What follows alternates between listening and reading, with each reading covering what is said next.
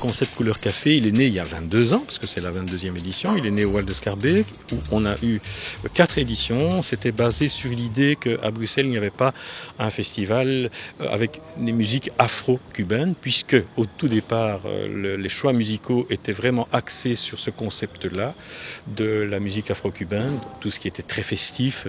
Voilà. Et on a fort mis comme étiquette sur ce festival, c'était la world music.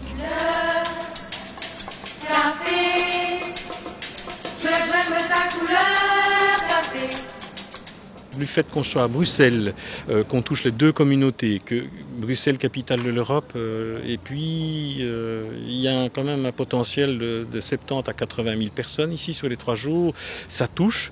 C'est aussi un public très ouvert, très culture, très métissé, qui est vraiment un public concentré de la vie citadine des grandes métropoles.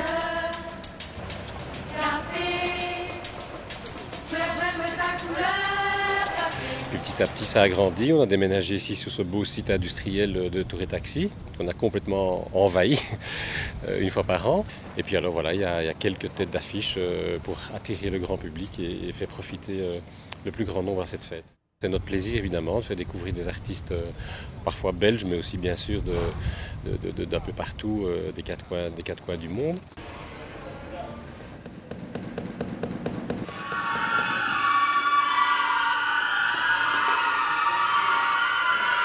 L'exposition Cool Art Café, donc exposition d'art contemporain pendant le festival. Donc je fais la programmation, je choisis le thème de l'expo. Chaque année je fais ce choix et je choisis les artistes. Il y a une quinzaine d'artistes à peu près chaque année dans l'exposition, des artistes du Nord et du Sud.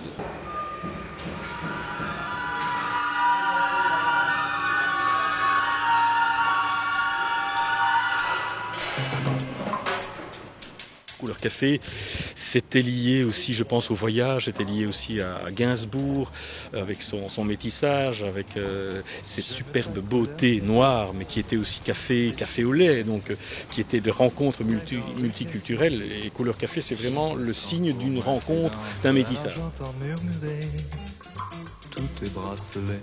Ceux qui ne connaissent pas, parce que je crois que c'est un événement, en tout cas, tous les gens qui viennent de l'étranger, les organisateurs notamment, mes collègues entre guillemets qui viennent et disent waouh, mais c'est rare un festival comme ça en Europe, c'est assez unique, quoi. C'est vraiment un grand village global très festif dans un milieu urbain où règne la tolérance, le respect, le plaisir, le métissage, enfin plein de choses extrêmement positives.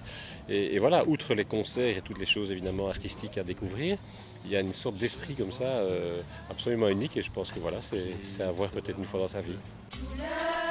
Il y a tout un accès facilité pour les personnes à mobilité réduite dont je supervise un petit peu tout le montage, les éléments qui sont ici installés pour faciliter justement l'accès à ces personnes qui ont évidemment tous les droits comme les autres pour venir faire la fête et on améliore le plus possible leur accès à tous les niveaux, que ce soit bar, que ce soit exposition, que ce soit concert dans la mesure du possible et il y a des services spéciaux aussi, quand il y a des interventions à faire, on sait les faire très facilement, il y a un accueil très très particulier sur ces personnes-là. Ils ont aussi des parkings à l'entrée du festival proche, donc à l'entrée publique, et il y a tout de suite des stewards qui s'occupent d'eux s'ils ne sont pas accompagnés. Donc cette année, bon ça dépend, l'année passée par exemple c'était très urbain, un peu plus axé hip-hop, parce que voilà, on a eu pas mal de propositions intéressant de groupe hip-hop. Cette année, c'est beaucoup plus diversifié, donc ça va autant dans la musique soul, dans la musique funk, dans la musique latino, dans la musique africaine. C'est de nouveau extrêmement ouvert. La musique des Balkans, donc c'est vraiment la musique électronique avec les DJ, etc.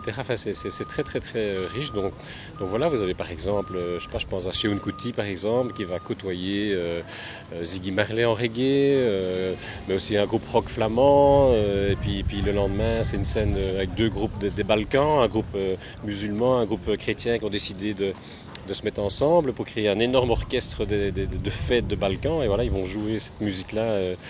Incroyable. En même temps, sur la même scène, il y a Congotronics, qui est un projet aussi avec des musiciens congolais, qui rencontrent des rockers, des musiciens rock d'Amérique, de Suède, d'Argentine, etc. Ils sont presque 40 sur scène à faire une espèce de grande création, un métissage, un mélange de musique, de sonorités incroyable et qui fonctionne. On a un niveau, je pense, reconnu nationalement et internationalement comme étant un festival qui accueille très très bien tous ces visiteurs, qu'ils soient le public de tous les jours, qu'ils soient les artistes. On fait un gros effort pour les accueillir, que ce soit aussi les VIP ou les politiques qui viennent visiter ce festival. On attend que ça se tasse. Et on sait qu'à Bruxelles, il y a entre 80 et 95 nationalités qui y vivent constamment. C'est ici qu'on les retrouve. Un public très métissé, c'est une programmation très métissée, avec aussi des formes d'expression artistique proposées qui sont très métissées. On fait parfois des belles découvertes dans ce genre de contexte-là. Voilà, il y a 2-3 festivals comme ça, professionnels qui existent actuellement dans le monde, dans lesquels on participe.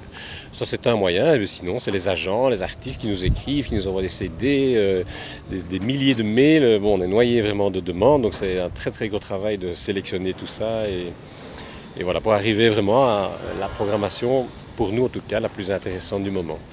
Ta gorge café. Couleur café, c'est ça, c'est le métissage qui était très très très bien symbolisé par la chanson de Gainsbourg. Bon, maintenant c'est vrai qu'on s'en est un peu détaché, mais pas le fondement même de ce festival est toujours resté avec un cœur de métissage, de rencontres multiculturelles.